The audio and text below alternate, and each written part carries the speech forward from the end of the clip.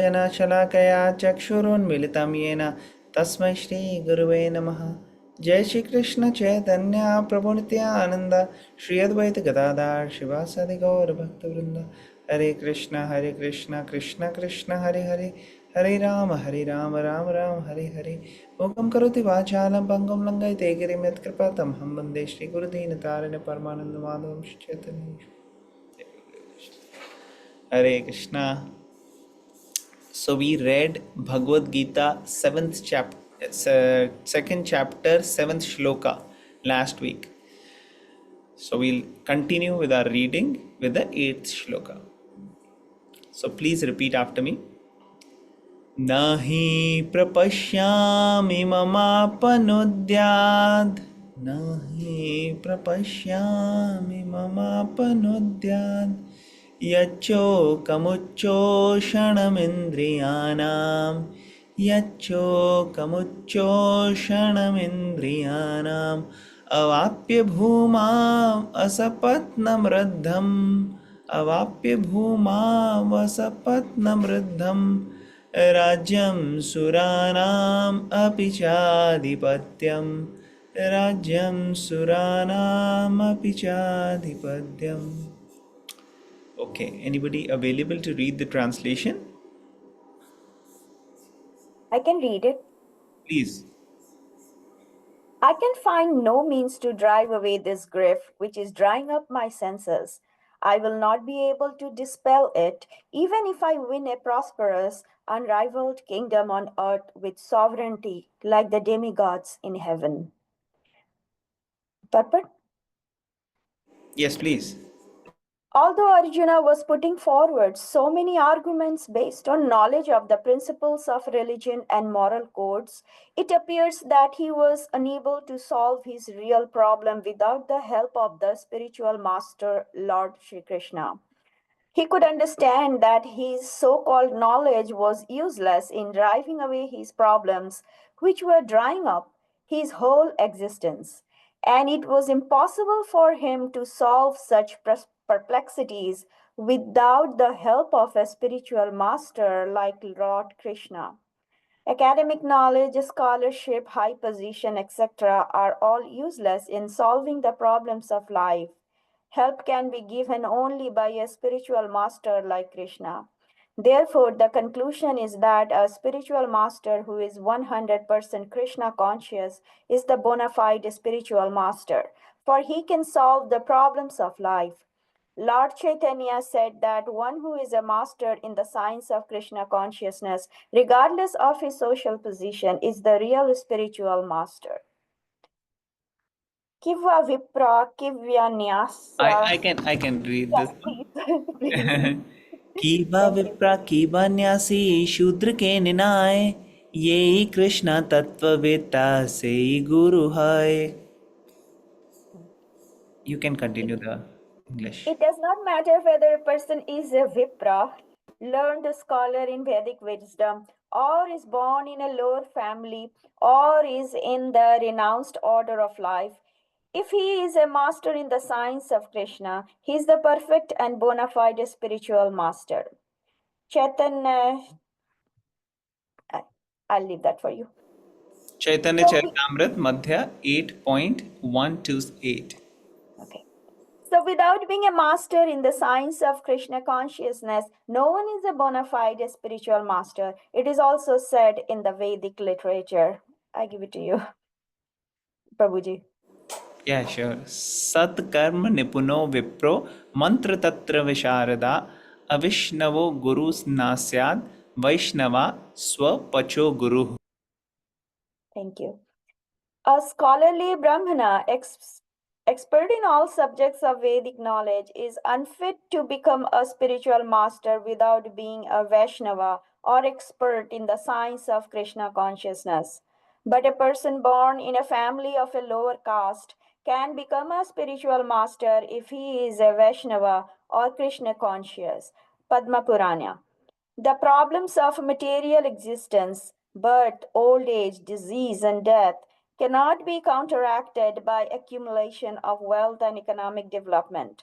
In many parts of the world, there are states which are replete with all facilities of life, which are full of wealth and economically developed, yet the problems of material existence are still present. They are seeking peace in different ways, but they can achieve real happiness only if they consult Krishna or the Bhagavad Gita and Srimad Bhagavatam, which constitute the science of Krishna through the bona fide representative of Krishna, the man in Krishna consciousness.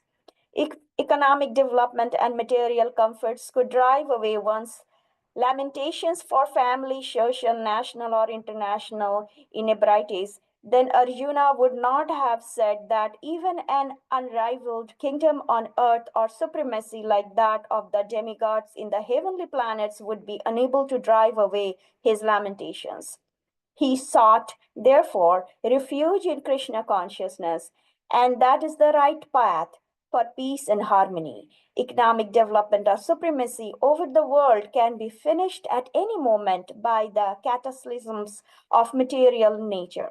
Even elevation into a higher planetary situation, as men are now seeking on the moon planet, can also be finished at one stroke. The Bhagavad Gita confirms this. Krishna Punyam Mritya Lokar Vishanti. Don't know if I did that correct. Oh, that When was the very nice. I tried. When the results of pious activities are finished, one falls down again from the peak of happiness to the lowest status of life. Many politicians of the world have fallen down in that way. Such downfalls only constitute more causes for lamentation. Therefore, if you want to curb lamentation for good, then we have to take shelter of Krishna, as Arjuna is seeking to do. So Arjuna asks Krishna to solve his problem definitely, and that is the way of Krishna consciousness. Thank you so much. Thank you for reading. It was a long purport, but that was very good. Thank you. Thank you. So here in the translation, we see Arjuna is continuing on the same chain of thoughts. So what was the chain of thought in the first chapter? That the fight, the war is actually going to bring misfortune. It is something which we should not be doing. And I'm indecisive, so I don't know if this is something we really should do or not. Sins can come, family dynasty will get destroyed, family traditions, and our own people will, if they are dead, how can I enjoy? I feel sad for them, I'm compassionate. So he's feeling all these things and he's really not able to go forward. And and here he's saying, so seventh shloka was the turning point where he actually surrendered. He said, I take your shelter, you guide me. But in the same thought, he's saying, but I can't find any means to drive away the grief. It's drying up my senses. So even if I win prosperous unrivaled kingdom on the earth, which means if I win the battle, then also I'm not happy. And even if I have demigods, they are under, I go to heaven and be with them, then also I don't want to fight. So he is giving all these reasons for not fighting, continuing. In the purport, Prabhupada is explaining that he was perplexed and confused. And in our life also, we many times get perplexed and confused. And in the previous shloka, Arjun had done a very, very important thing. He took shelter of Krishna. And if we also take shelter of Krishna, that could actually help us solve this problem. Krishna helps and guides us in different ways. But broadly speaking, there are external factors and internal factors by which Krishna guides us. Internally, he guides us as Paramatma within our heart. And externally, he guides to other people, especially a guru. If we are at a platform where we've understood the importance of a guru and we are actually seeking for a guru, mentor, coach, then that will help. And for different fields, we need different teachers. We need some teachers who can help out in academics. Some teacher can help out in certain sports. Some teacher, now these days we see life coaches who can help out in your profession, in the job where you are, or conducting yourself in terms of your diet, lifestyle, so many ways. Similarly, all these material teachers are helping to get material goals, but we need a spiritual teacher, a spiritual master to be specific, who takes care of our spiritual life, our spiritual needs. If we are having hankering towards one item, for example, if we are very thirsty, then giving us a lot of money will not take away the thirst. We will need water for quenching the thirst.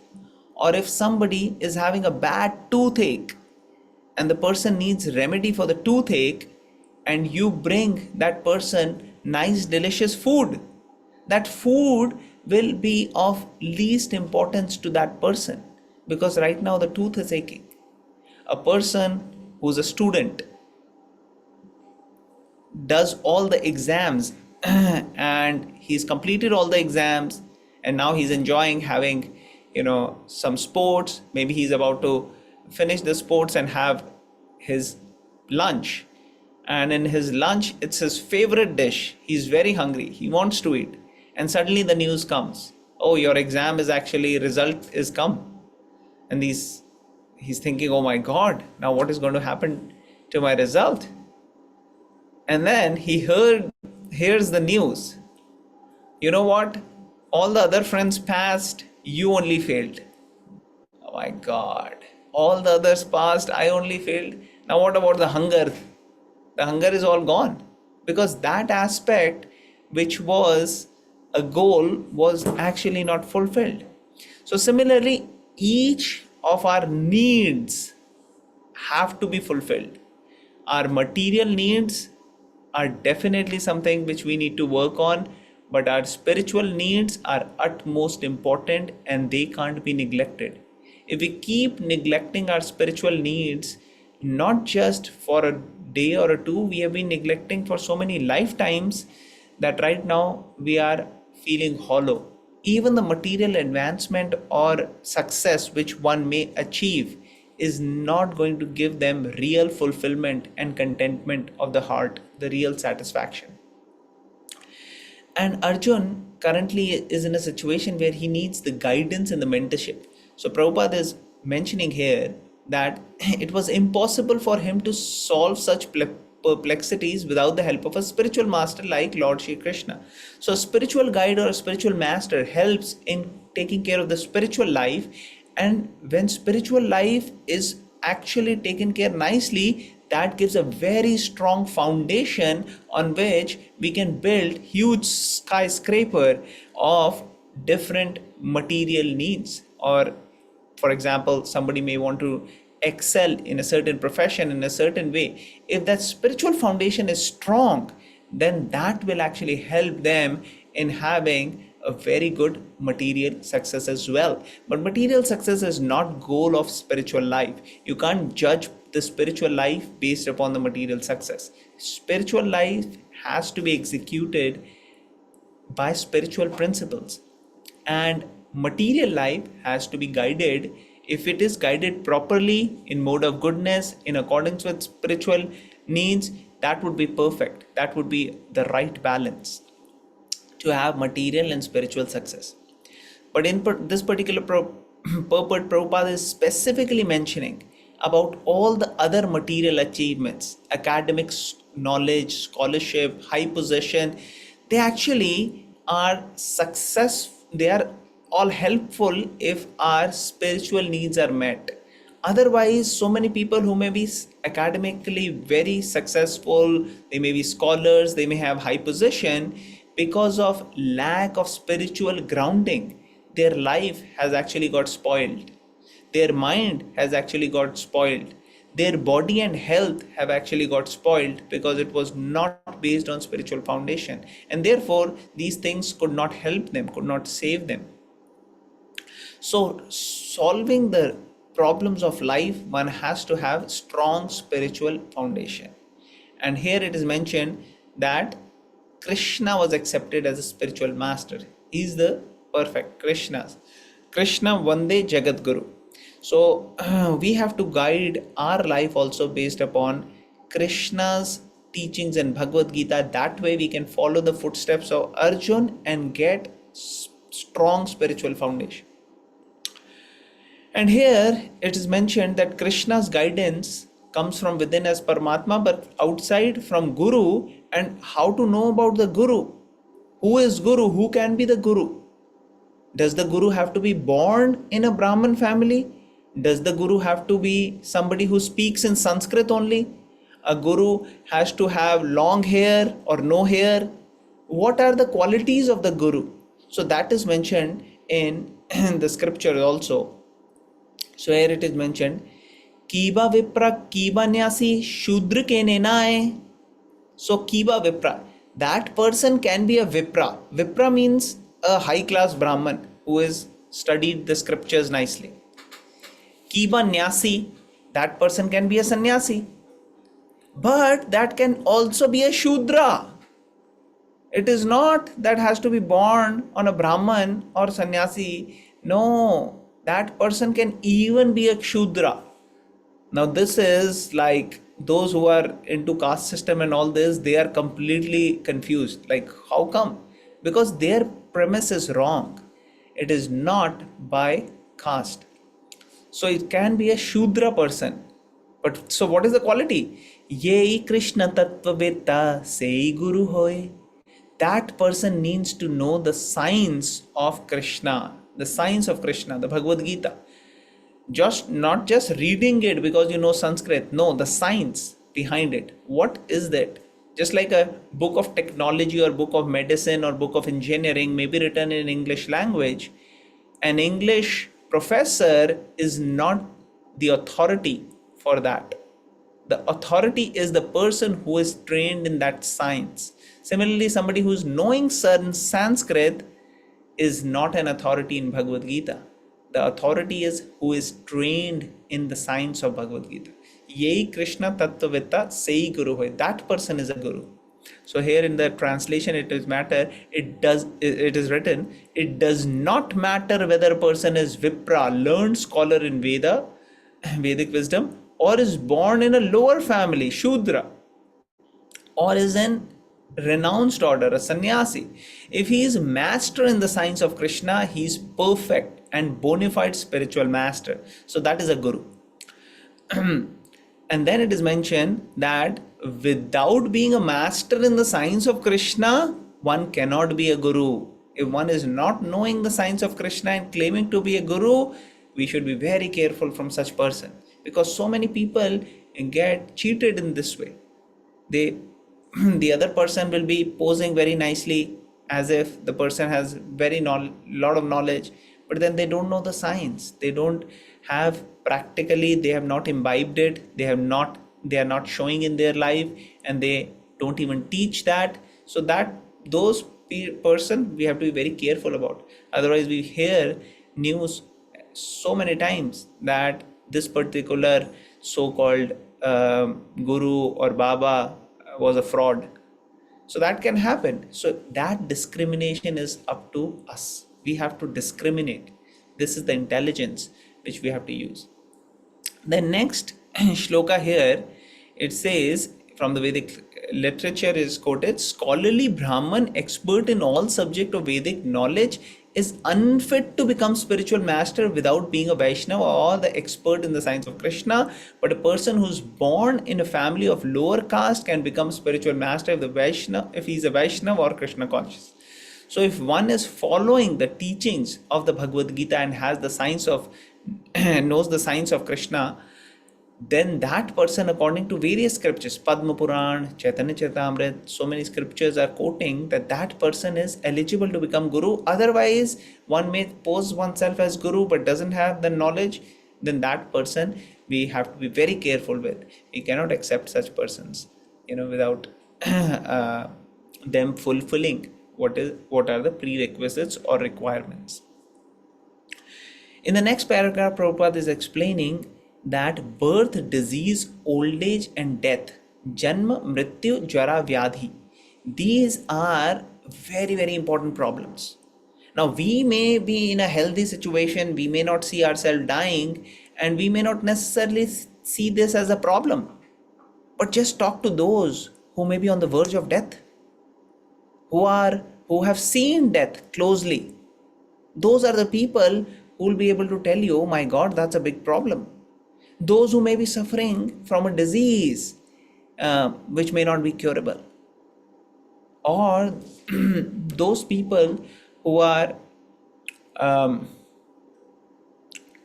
going through the pain of disease day by day, or those people who may be very, very old and in old age are having all the troubles of the old age. All these are actually problems which sometimes, because of lack of our ambition, we are not ambitious enough to understand that these problems can be overcome. We just take them as, something which we have to necessarily be with always, but that's not the case. We can actually overcome them, and they can be counteracted if we understand the science which is given here in the Bhagavad Gita. So here it is said, these problems cannot be counteracted by accumulation of wealth. Of course, wealth and economic development, they can help in a little bit. If somebody is having old age and they are having money, they are able to do different, treatments and stuff by which their body can function in a better manner. Or if somebody is having a disease, they can have some wealth so they can take care of the disease. But it's not going to take it away. It's not that they will not get disease, or they will not get old age, or they'll not die. That is going to happen, and by understanding this process which is given, we just have to follow it for one lifetime, and after that we will actually, even in this lifetime, we'll find happiness, and we will see the difference. And after this life, we don't have to go through this cycle of birth and death repeatedly. So here it is mentioned, in many parts of the world there are states which are replete with all facilities of life, which are full of wealth and economic development, yet the problems of material existence are still present. And this is very true in the modern day and age. We see so many places, so many countries, so many practically so many people in every country, because even those who may be in less economically developed countries, the people in those countries who are well to do, we will see that the suicide rates are pretty high. And same thing is true for the whole world. Actually, economically well developed countries have pretty high suicide rate. And that's because of lack of happiness, lack of peace. And all these people, they are trying to get peace and happiness in their own different ways, but they can easily find it if they learn the science of Krishna. And Bhagavad Gita, Srimad Bhagavatam, they are excellent in this. And if one is able to get in touch with a bona fide spiritual master who is a representative of the Lord, that person will actually bring everyone to the science of Krishna and to the lotus feet of Krishna, by which one can get long lasting eternal happiness actually. Towards the end of this purport, Prabhupada is mentioning that if economic development, material comforts could drive away one's lamentation, then Arjun would not have said that even an unrivaled kingdom on earth or supremacy like that of the demigods in the heaven would be unable to drive away his lamentation. So basically, Arjun was very, very accomplished, very, very ambitious, very, very, powerful. He was the best of the best. And he's saying all these things are actually not going to take all this lamentation away. So he was looking for spiritual solution, and that is something which can benefit us as well. So he sought refuge in Krishna consciousness, that is the right path of peace and harmony. Economic development or supremacy over the world can be finished at any moment by catalysms of material nature. So one may be thinking, oh, I have a well-to-do house, nice, everything is perfect, millions of dollars, and then suddenly one forest fire comes and so many houses are destroyed. And the insurance says we are not going to even pay for those. What are you going to do? So we may have our own accumulation, mindset, different other things, but just in a fraction of time, we can be thrown out of it. We may be in a very great situation, just like which Gajendra. Gajendra was enjoying it in a nice situation, and crocodile came and actually started to bite the feet. Not just like huge, he was practically eating Gajendra. This is a nice story. I'm just telling very briefly here that this was a great elephant, very nice family of the elephant was also there, and they were basically having a nice time as if like a vacation in a nice forest, having nice lake there or a water body, and they were taking bath, all the elephants, and Gajendra was kind of the in charge. And there, out of nowhere, a crocodile comes and starts to latches onto the feet of Gajendra and starts to eat. And Gajendra is an elephant, very powerful, very powerful. He's trying to fight, and the fight goes on for a long time. And the elephant was in water, the crocodile was in water, both of them were fighting. And in water, the crocodile does not actually lose strength, keeps gaining strength, and elephant is losing strength. At that time, he actually prayed to the Lord, and Lord actually came and relieved him. So in such situations, when we take shelter of the Lord, we are actually able to come out. Otherwise, we may be in a very nice situation and suddenly we'll be actually thrown out of it, and we'll be jolted. So Prabhupada is also mentioning here that catalysm of material nature, any moment things can change. We should not be proud of where we are. We should not think, "Arey, we are untouched by all these things. No disease, no old age, no death, no poverty, no issue, nothing." No, things can change, and therefore one has to be very sober minded, very balanced, very humble, and always curious to learning, seeking. And spiritual knowledge is actually of utmost help and importance. So Prabhupada is mentioning, even when one is able to get in a great position, higher planets, still these problems will come. And in those days, people were trying to go to moon, and it was more than 50, almost coming to 60 years. What achievement have we done after going there to moon till now in terms of really being established in moon? Practically, I don't even know anybody going to moon in the last more than 40, 45, 50 years.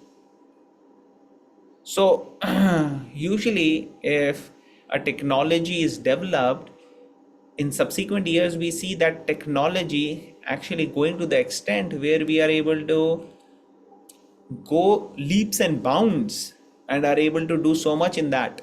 Like now we see artificial intelligence and chat GPT within 2-3 years, so many different people have come up with it. So going to moon, if it would have been something which would have been great success, why we are not really having something established in moon by now? Because the fact is, it has not solved any purpose. The technology is thousands of times much more advanced than what it was back then, and still it's of no use. So Prabhupada is saying that whether you use your own gadgets and technology to go to moon, or you use the knowledge in the Vedas to go to higher planets and moon, still these problems will go with you. Shine punya martya lokam vishanti. That when the results of pious activities are finished, then one falls down. When one our rocket goes there, when the fuel is over, it actually falls down. Or when the purpose is done, it actually comes back. So you have to come back to earth. You can't stay there, you can't live there, you can't be there. But you can go to the spiritual world and you don't have to come back from there. And here it is mentioned that some great politicians, great sannyasis, great people who have done so much in philanthropy, in politics, in different other ways, but they were not spiritually advanced. So sometimes sannyasis also, they are not able to uh, stick to the spiritual life, and they may also fall down, and politicians also fall down. How do sannyasis fall down? Sannyasis will go back to material work, like opening schools, opening hospitals, and all these things, without really adding spirituality to it. And they may not continue with the sannyas lifestyle where they are actually focused on Brahman. So that can be a problem. It's still great because they are sannyasis, they have actually worked hard to be there. But some people may be politicians and they may be doing good political work, but they may not necessarily be able to advance spiritually, and that also is a fall down. So Arjun in this particular situation is taking shelter of Krishna, understanding that he cannot overcome these, he cannot come out of this situation, he can't overcome these forces which are actually governing him, and he wants Krishna to solve his problem, and that is the way of Krishna consciousness, approaching Krishna for a solution. So this is briefly what we can discuss from this particular shloka and purport. I would like to hear if anybody else would like to make any comments or share any realizations or any questions. Anybody may have any question? Hare Krishna, can you hear me? Yes, I can. Hare Krishna. Thank you for joining today. Yes, thank you for having me. Nice to have you.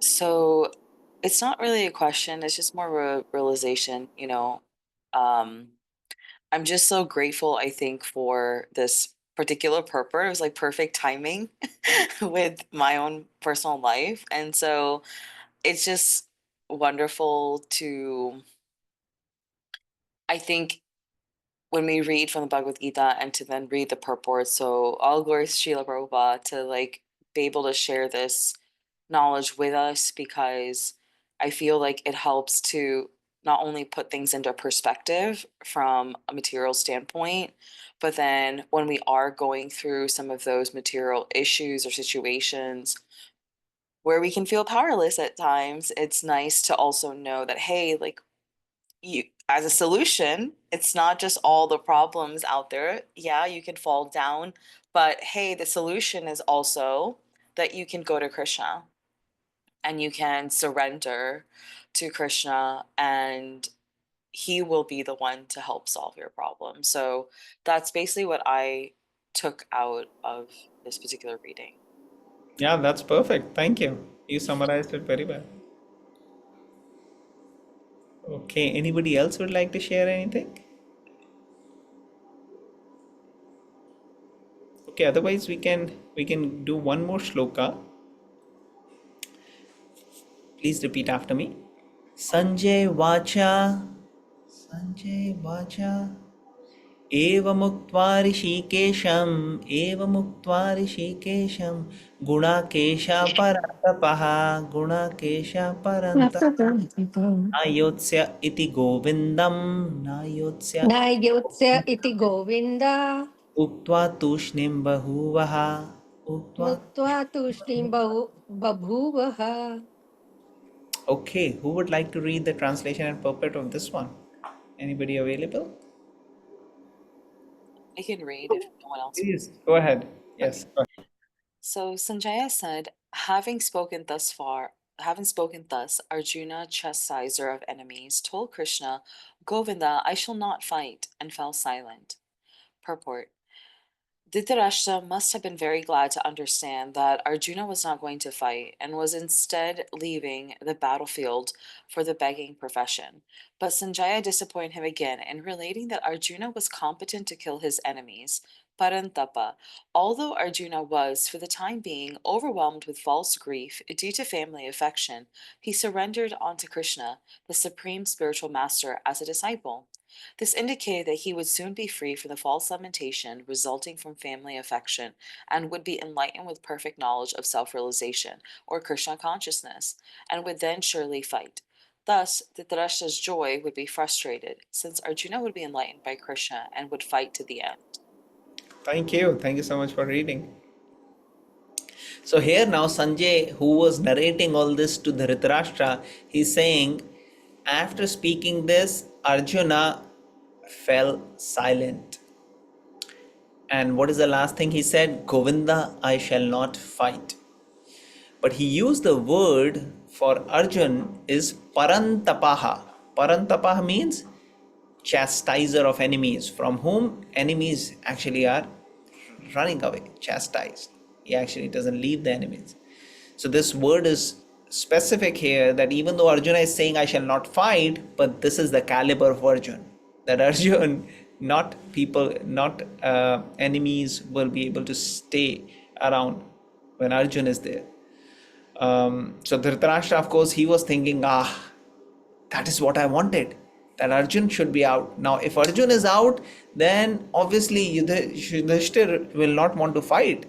And they will decide, okay, maybe we should come up with some sort of a negotiation. So this is how Dhritarashtra was thinking. But Arjun, by using the words chastiser of enemy, he was indicating the game is not over yet, my friend. Arjun is actually under the guidance of Krishna. Krishna is the spiritual master, and Krishna is always in the side of Dharma. So, your sons, indirectly, your sons are actually not on the side of Dharma. So, obviously, they will have to face the consequence. So, this is what is being indicated here. And Krishna is being addressed as Govinda. Govinda is one who gives pleasure to the senses. So Arjuna is thinking, Govinda, I shall not fight, because the fighting is not going to bring pleasure to my senses. It is actually going to be better if I don't fight. That will bring pleasure to me. So this is why he's using that you are pleasure giving. So I'm sharing this with you so that you can guide me properly. So that's what I can share from this shloka. Anybody would like to share anything here? Ask any questions or any points? I was just thinking from the enemies, Dhritarashtra's point of view, that this instant pleasure can be so harmful sometimes. So, as they say, take your time, step back, think through, and don't act on whims. So, I was just giving a little bit of a, thought to the other pole. How that works out? Yeah. So that thought just came up to my mind. Yeah, I just wanted to share. That's very true. Thank you. Mhm. Okay, anybody else would like to share anything? Okay, we can do one more shloka then. This is a short one. And then next week we'll see when Krishna starts speaking. Please repeat after me. Tam vachari shikeshaha, tam vachari shikeshaha, prahasan iva bharata, prahasan iva bharata. सेनयोरुभयोर्मध्ये विषीदन्तम् इदं वचः. Vishidantam idam vacham. Okay. Anybody available for reading the translation purport? Yes, I can read. Please.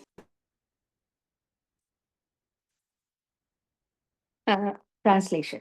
O descendant of Bharata, at that time Krishna, smiling in the midst of both the armies, spoke the following words to the grief-stricken Arjun. Purport. The talk was going on between intimate friends, namely the Rishikesh and the Gudakesh.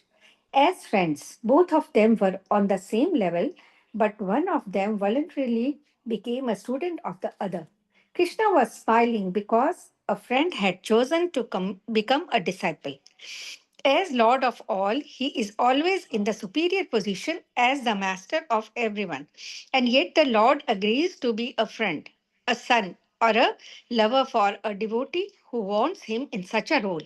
But when he was accepted as the master, he at once assumed the role of the talk with the disciple like the master with gravity, as it is required. It appears that the talk between the master and the disciple was openly exchanged in the presence of both armies so that all were benefited.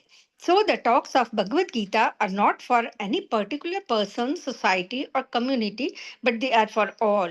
And friends or enemies are equally entitled to hear them. Hare Krishna.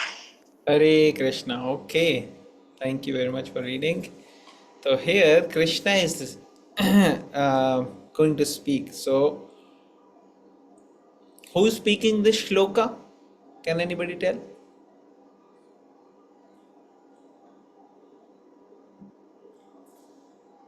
Who is speaking this particular shloka?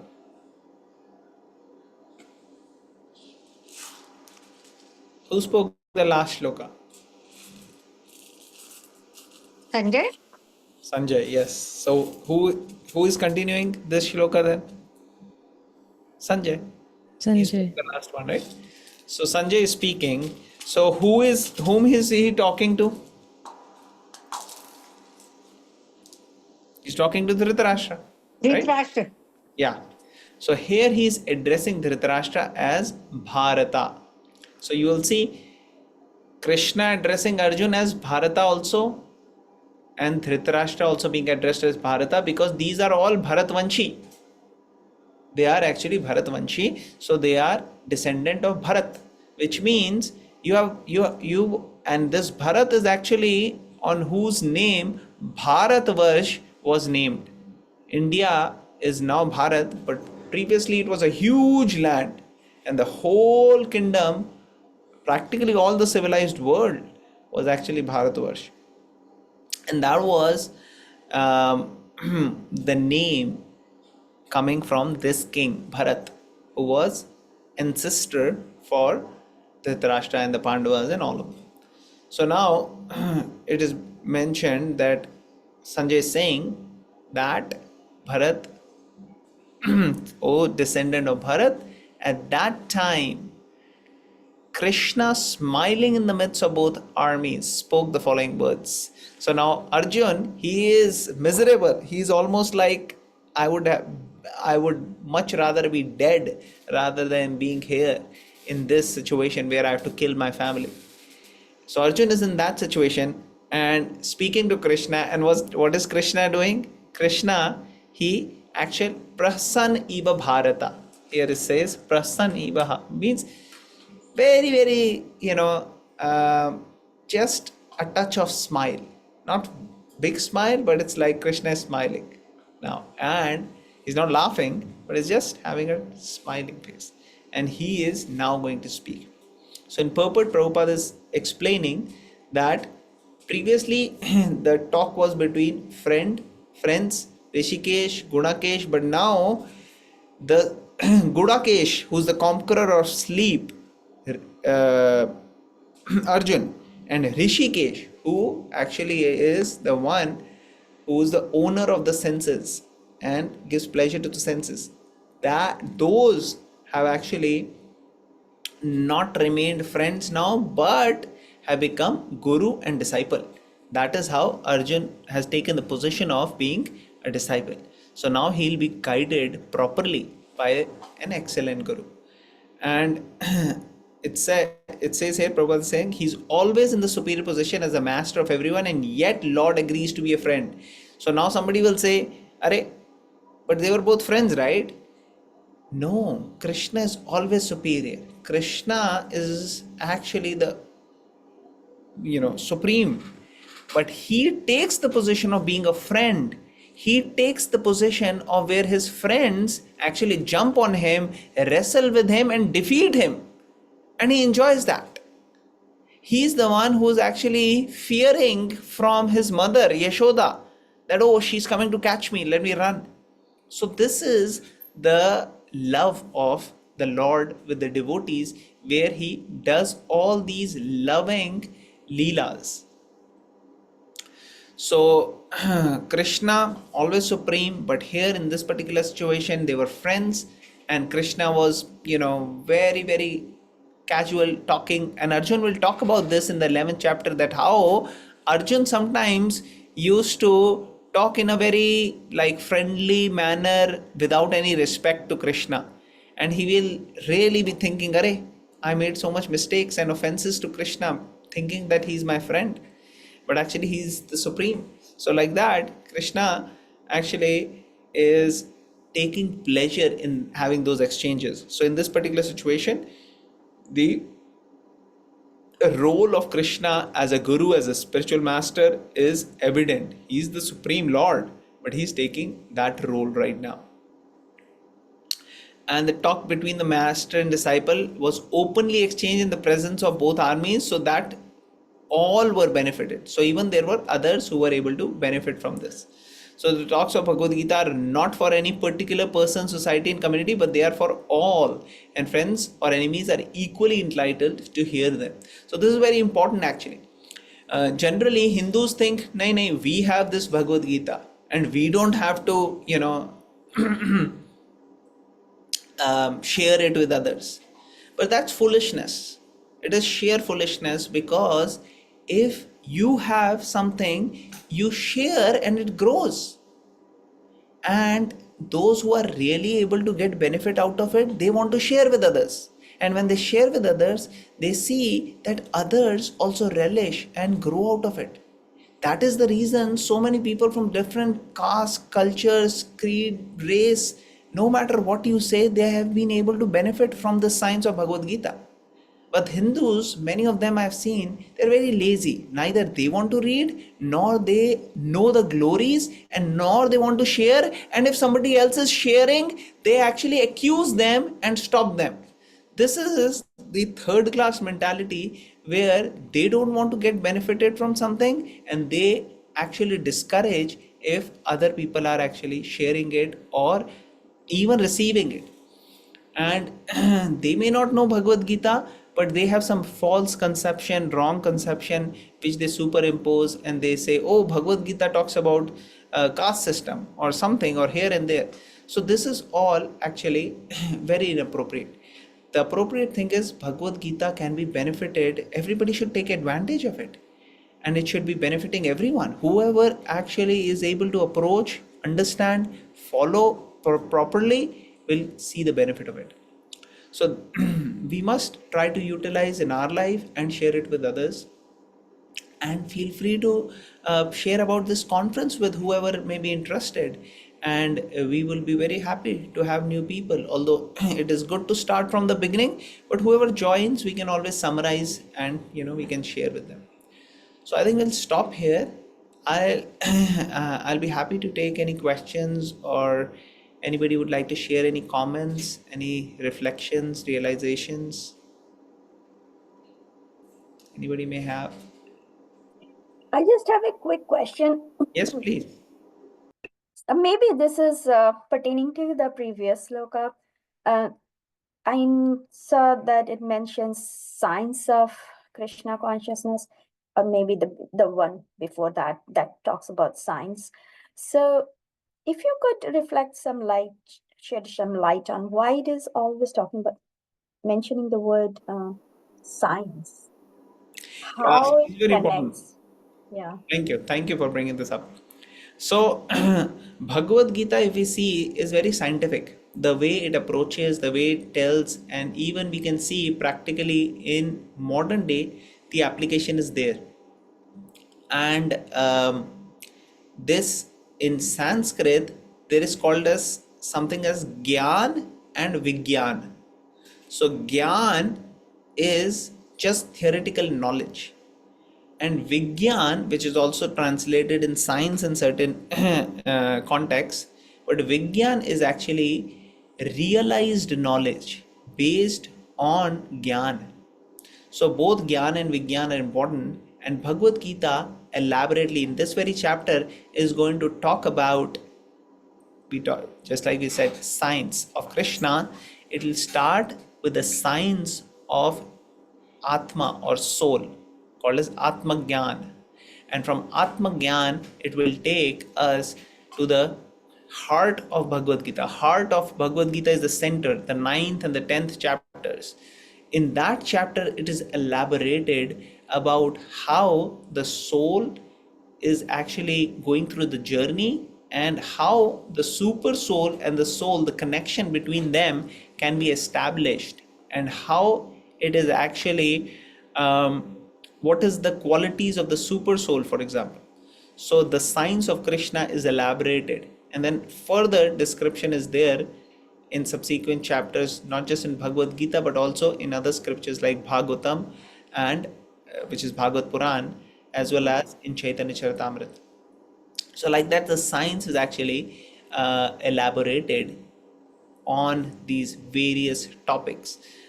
You'll understand about karma, about atma, jiva, paramatma, kal, prakriti. So all these things are different topics which are elaborated. Does it make sense? Yeah, sure. Thank you. Thank you. Okay, anybody else? Okay, otherwise we'll end here. Thank you so much. Very, very grateful for your time and your attentive and active involvement. And we'll continue our sessions. Tomorrow will be in Hindi, and next weekend we'll continue from the next shlokas. Kanthaj